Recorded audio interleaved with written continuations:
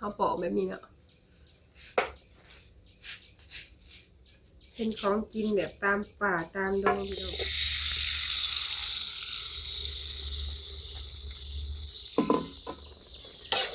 ใส่ตะคะลงพี่น้องแกงขึ้นน้ำไม้เอาเลยโดยสบายดีเด้อพ่อแม่พี่น้องเบิดสุขุสุคนเด้อมาพบพ่อกับน้องลาตีพี่น้องพบพ่อช่วงยามเศร้าเนาะเปิดภาพมาบรรยากาศพี่น้องตะเวนขึ้นแล้วมื้อนี้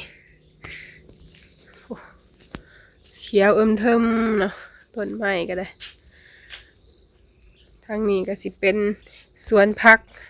อีเลิศพี่น้องหรือว่าผักนางเลิศเนาะฝนตกช่วงนั่นแหละพี่น้องป้างามนะเขียวงามค่ะอีหลีเด้เฮาบ่ได้โฮดเลยเด้อนี่แบบว่าฝนตกแล้วก็มันก็ฟูขึ้นมาหั่นนะแต่เก่าช่วงอันแดดนะพี่น้องช่วงแดดมันก็หาดไปเบิดเลยแต่ว่าบัดนี้มันก็งามแล้วเวลาอ้อมกบหรือว่าแกงปลานะคะไปเด็ดใส่ก็ได้เนาะแต่ว่าเด็ดใส่บ่หลายถ้าผู้บ่มักก็บรรยากาศยามเช้าอยู่เฮือนนี่แหละเฮาก็สิมาเฮ็ดอยู่เฮ็ดกินนี่แหละพี่น้องบ่ได้เฮ็ดกินมื้อวานนี่ก็ไปหากินพี่น้องอันนี้ก็สิเป็นคนไข่เนาะงามเลยนี่อยู่ในคางหัวเฮาเองพอได้กินพอได้เด็ดใส่อยู่แล้วพี่น้องต้นคากะตัวนี้ค่ะสิเป็นต้นยังไงใหญ่อยู่ได้พี่น้องสูงอยู่เด็ดอกมันนะแซ่บได้เอาไป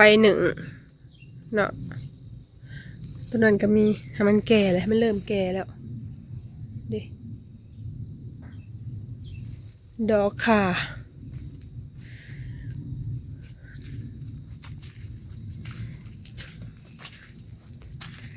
เดี๋ยวเราสิไปปอกหน่อหน่อผือพี่น้องสิไปปอกเอาก่อนมาเปิดภาพบรรยากาศทางนอกเพื่อนเอามาแล้วเขาใส่ถุงยางแบบนี้แหละพี่น้องถ้าเขาไปปอกไว้แล้วอย่ามันเหี่ยวนะมันสีบงามเขาสิมาปอกมื้อนี้แล้วเขากะสีอ้อมมื้อนี้เลยอ้อมแกงนี่แหละพี่น้องก็คือกับหน่อไม้แหละสิมาลองปอกเบิ่งเขาก็ยังบ่ทันเคยพี่น้องแต่ว่าแซ่บได้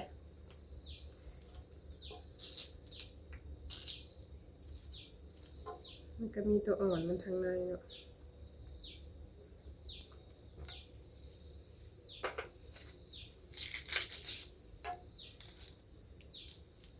เขาก็ตัดยาวหน่อยหนึ่งเพราะว่าเผื่อมันเผื่อมันแก่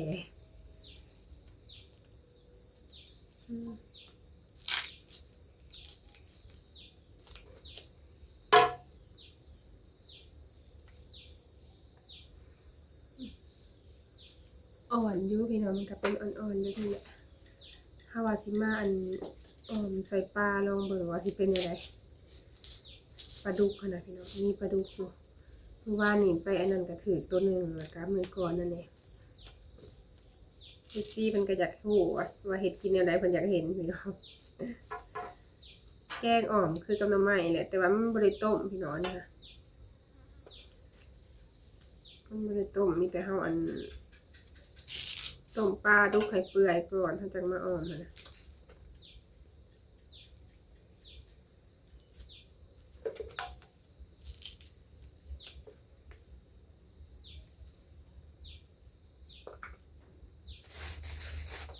มันจะได้หน่อยนะเพื่อสิได้หลายเนาะ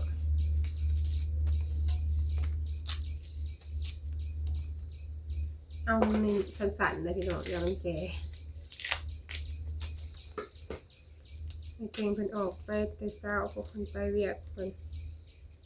การหาอยู่หากินนี่แหละพี่น้องเอาอันน้อยๆ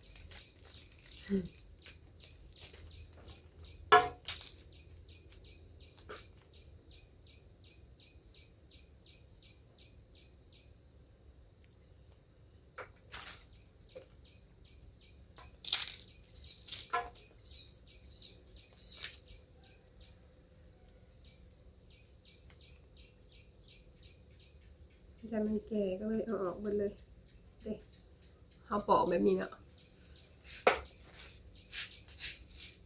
เป็นของกินแบบตามป่าตามดงพี่น้องถ้าใครเคยกินกันคือว่าแซ่บอยู่เลยแต่บางทีเพิ่นก็อาจจะบ่เคยกินเนาะแต่ละคนก็บ่เคยกินดอกอยู่ในเมืองบางที่มันมีก็ได้กินนี่อ่อนแล้วนี่แหละเขาปอกเอาก็คือเขาปอกสารนี่แหละพี่น้องปอกสารตามป่าเนี่ยเขาก็เลือกเอาตัวอ่อนมัน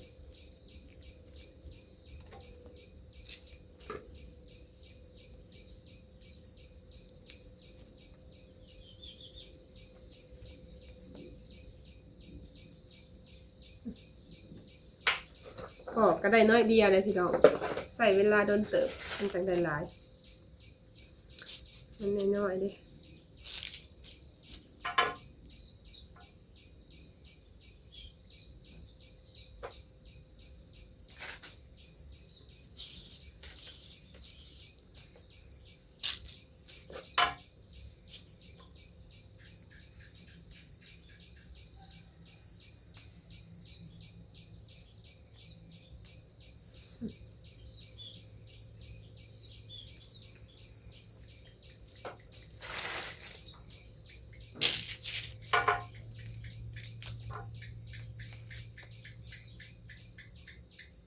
ตัวใดอันมันอ้วนๆมันใหญ่มันกะ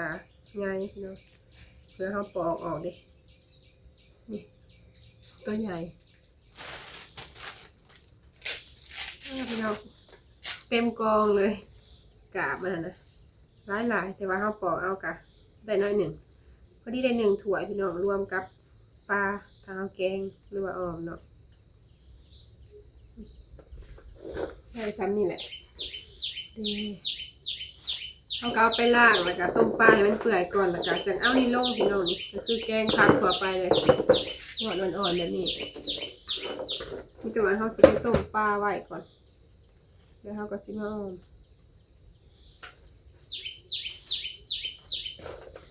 ต้มปลาดุกไว้เขาปอกพื้นแล้วสิมาแกงใส่หรือว่าอ้อมใส่น้ำยานางพี่น้องแซ่บได้นี่ปลาดุกน้อย2 ตัวเด้อพี่น้องเขาต้มเด้ใส่หัวจิงไข่แล้วก็มะขามเปียกพร้อมปลาดุกน้อยย่างเหลือ2 ตัวก็เลยได้แนวใส่นะเขาก็ต้มไว้ประมาณนี้นะเขาก็สิมาอ้อมพี่น้องพอได้มีรสชาติเนาะพอดีได้1 ถ้วยแหละเมนูบ้านๆเฮาแม่ตู้เพิ่นนะเพิ่นต้มเขียดกินพี่น้องเขียดตะปาที่ว่าไปก้านมื้อนั่นแหละกับไอ้เก่งหั่นนะฝั่งไทยเพิ่นว่าบ่กินพี่น้องบ้านเฮาน่ะกินเนาะทั้งฝั่งลาวเคยกินเด้อพี่น้องแม่เฒ่าเพิ่นมากๆเด้ถ้าว่ายามฝนนี่แห้งสิเป็นแบบว่าแม่ไข่หั่นนะแซ่บเพิ่นต้มกินเลยแต่เช้าโอ้โหเป็นว่าของที่เพิ่นแบบเพิ่นมากินนะเพิ่นก็สิเฮ็ดกินเองเด้อพี่น้องบางอย่างเพิ่นก็บ่ได้กินน้ำเฮาได้เนาะต้มไว้อีกก่อนจักหน่อยนึงแล้วก็สิโป่งแล้วเฮาก็สิมาอ้อมเนาะเฮาต้มปลาสุกเลยเนาะแล้วก็สิมาทอดไข่ก่อนพี่น้องมีไข่2 หน่วยสิมาทอดให้แล้วอย่างนั้นน่ะรุ่นเลยกันเฮาสิมาทอดใส่อัน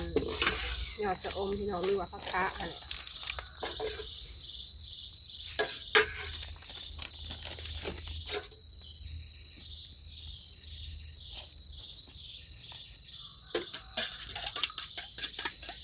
2 หน่วย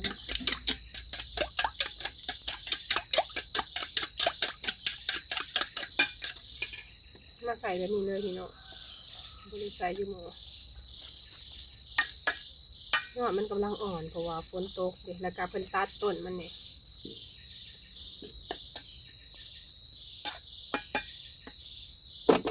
ข้าวสิมาอันทอดไข่ก่อนจังสิมาอ้อมคือกิน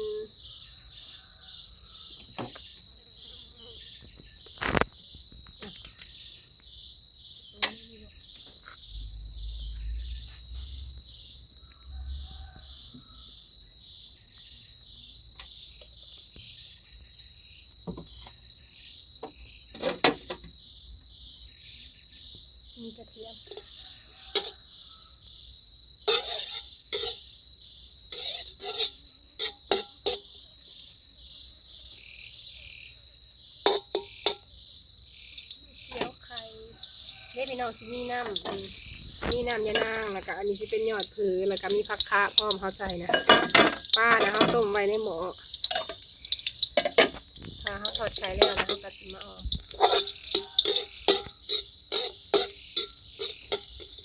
มีเกี๊ยวไข่พร้อมมี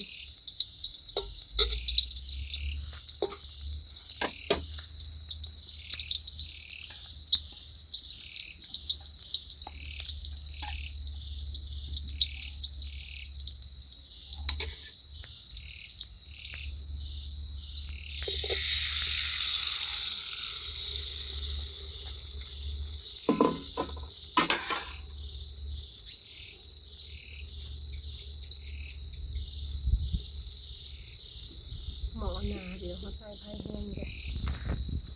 ใส่เนี่ยหมักใส่ผักคะเลยล่ะ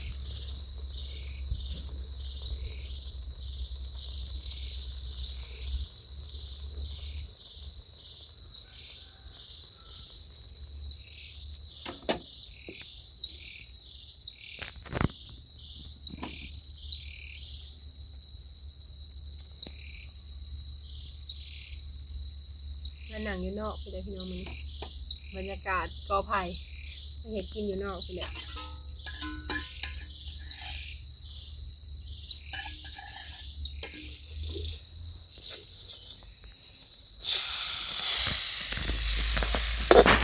เอาด้านหลังด้านหน้าลงไปลงกรอบๆเนาะใช้ยอดสะอมไข่เจียว2 ฟองแบบนี้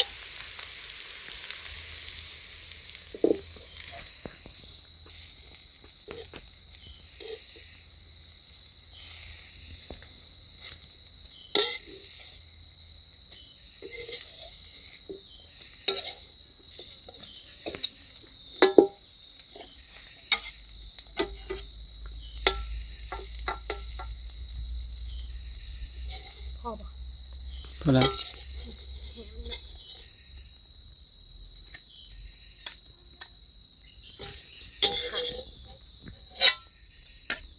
เพิ่นควันเอาก็มาตำข้าวเบื่อพี่น้องขาดบ่ได้เด้อต้องใส่ข้าวเบื่ออย่างให้แซ่บนี่เอาตำข้าวเบื่อกับเผ็ดรวมกันนะเผ็ดหนาวพี่น้องบ่มีหมกเผ็ดดิบเอาล่างหมูมาเลยข้างคือเขาสิเอาอันน้ำยานางลงไปก่อน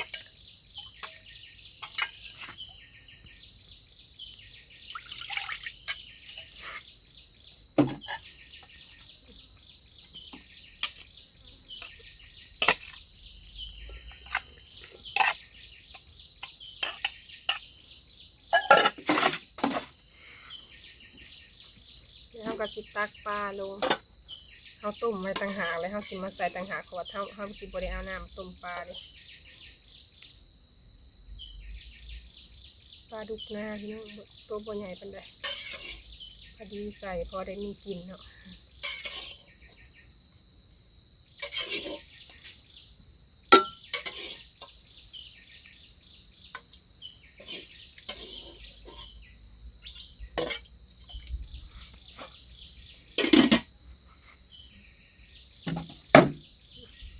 สิมาเอาอันเขาเบื่อใส่บัดนี้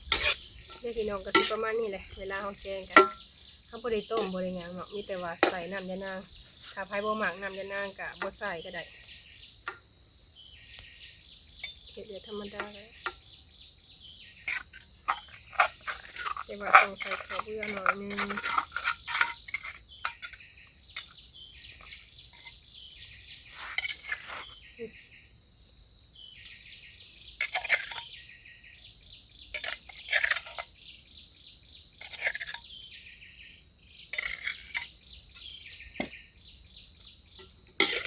นี่ต้องให้มันผดก่อนหน่อยนึงพี่น้องมันผดแล้วเขาจังสิมาใส่ปลาแดกลงไปนี่จะใส่ปลาแดกเกลือเป็นนัวปกตินี่แหละที่ใกล้น้ำไม้เลยพี่น้องเอามาออมเลย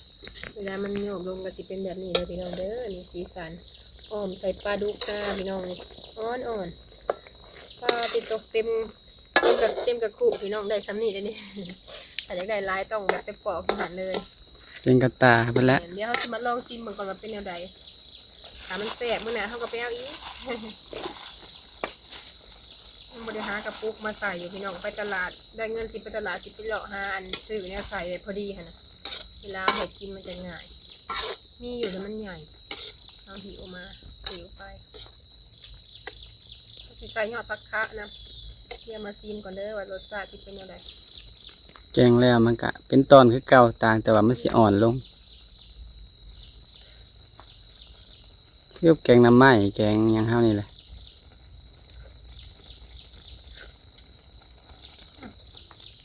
พอดีละเขาซีมตอนมันนำได้บ่นี่ ได้มันสุกแล้วล่ะชิมโลดถ้ามันดิบแหละ อ่อนเลย มันดิบแล้วไผบ่ถือบางเทื่อเฮากินเข้าไปแล้วมันสิอยากคัน อืม มันสินุ่มถ้ามันอ่อน หวานๆเนาะ แม่นมันสิหวาน ข้าวเลยผักคะพี่น้อง ให้เท่า ไปอย่างยำ ให้เท่าคำเพิ่นถามเพิ่นว่าบ่ยามันคันบ่ ๆเราบ่เคยซีม ถ้าเราเคยกินแล้วเราสิเที่ยวไปเอามากินเนี่ยมันก็สิคล้ายกว่ากกอีโมกกว่าจัง มันอ่อนเลย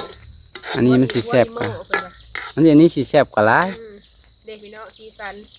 พอติดตัว คือแกงน้ำไหม้เฮาเนี่ยเป๊ะๆนะ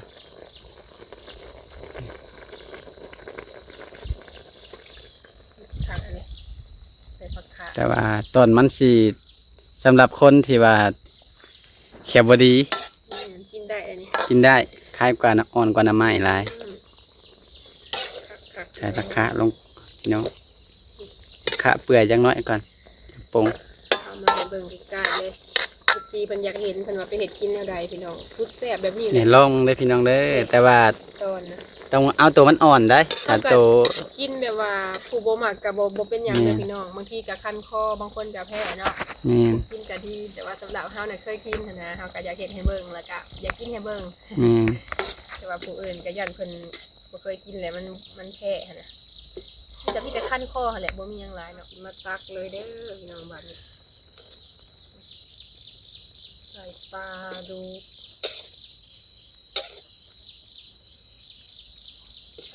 ตักกินเลยพี่น้องเพราะว่าอันนี้ในตู้เพิ่นน่ะมีแนวกินน่ะเด้อพี่น้องเพิ่นต้มเขียดแล้วก็ปิ้งพร้อม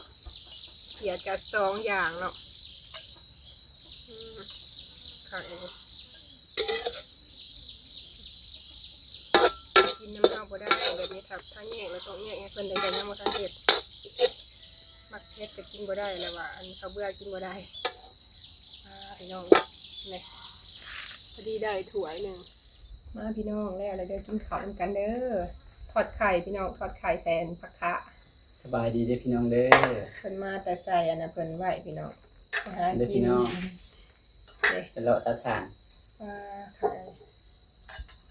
ซีมันนึกว่าเป็นอะไรมันก็บ่ได้คั้นดอกเนาะเขาเฮ็ดกินแล้ว มันบ่คันถึ ซี ง เบิ่งก่อน ถ้ามันคันก็มีแต่อย่างเดียวก็คือเฮาไปกินตอนมันดิบ อืม มันก็คือกับหญ้ากับหยังผักอันอื่นน่ะเอาไปกินตอนดิบมันก็คัน กิน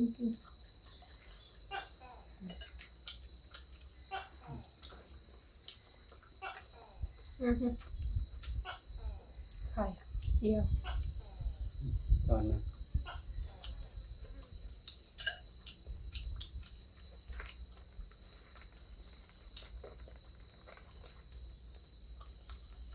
ไข่กันผักคะก็อ่อนเพราะว่าฝนตกใส่อือฮึ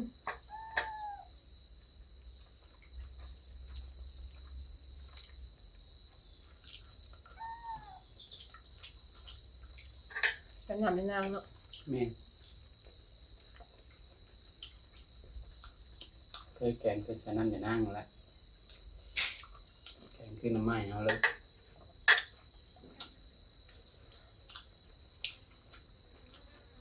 รส จา ชาน ติ แต่ว่ามันบ่ได้ต้ม รสชาติเป็นยังไงเข้มบ่ แซ่บจำได้เนี่ย เมื่อ เลยแซ่บเลย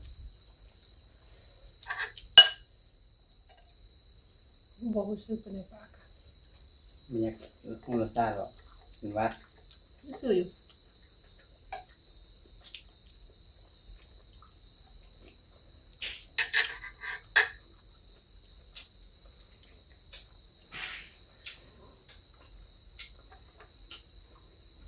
ค่ะ ผักคะ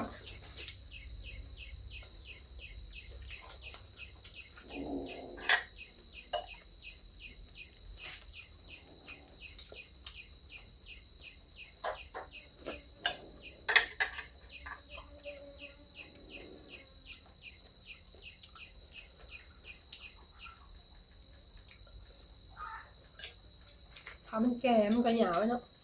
เหมือนตัวแก่เขาก็บอกอ่ะ ต้นอ่อนมันเรียก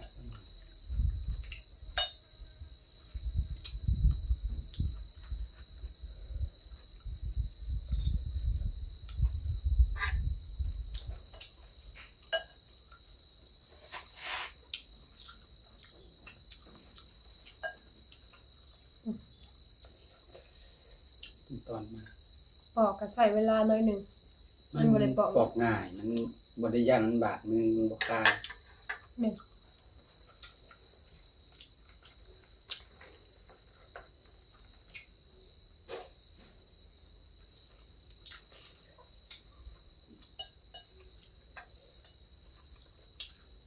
ต้นพืชเนาะ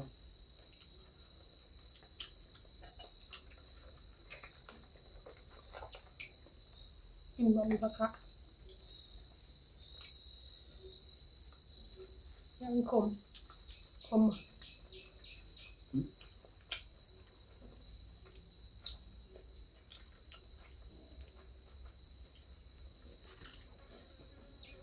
อยากไปกินเนาะ กินไปกินมาแบบสุดๆ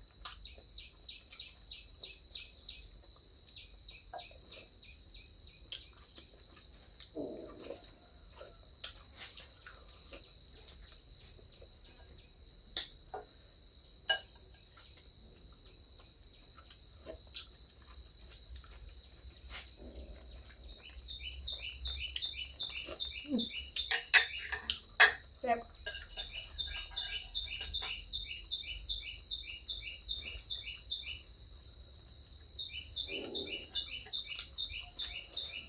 เปลี่ยนอาหารหน่อย อืม กินน้ำใหม่ไปนั่นนะมันก็สิแซ่บครับกินน้ำใหม่ไปนั่นอันโดนอยากกินแค่หนึ่ง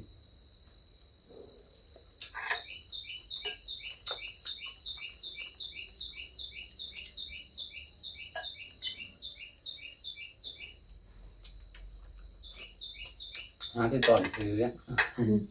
แซ่บมันอ่อน เนี่ย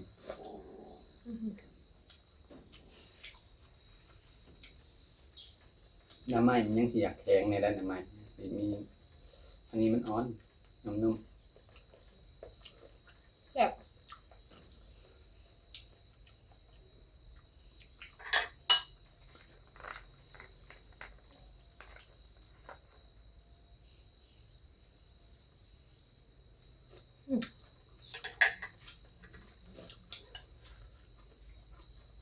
กินข้าวพี่น้อยได้พื้มาแล้วก็มาออมลองเบิ่งแซ่บ FC เพิ่นก็อยากเห็นว่าเขาเฮ็ดกินแนวใดหั้นนะเพราะว่าเพิ่นก็บ่เคยกินเอาก็มาลองเบิ่งพี่น้องพอดีงามเนาะพอดีมันขึ้นเขาไปนะเพราะว่าฝนตกพี่น้องฝนตกก็หลายเทื่อเติบทั้งปีก็เขียวงามอยู่ย่างอยู่เด้อค่ะตัวปลาเล็กมันสิเอามาออมจ้ะ อิ่ม ๆแซ่บมันโดนอยากกิน แม่นเอาพี่น้องจังใดมีแต่ว่าคลิปนี้สิขอลาไปก่อนเด้อพี่น้องค่ะพบพ่อคลิปหน้าเด้อเนาะ โดย โดยคลิปนี้ลาไปแล้วขอกล่าวคำว่าสบายดี สบายดีเด้อพี่น้องเด้อ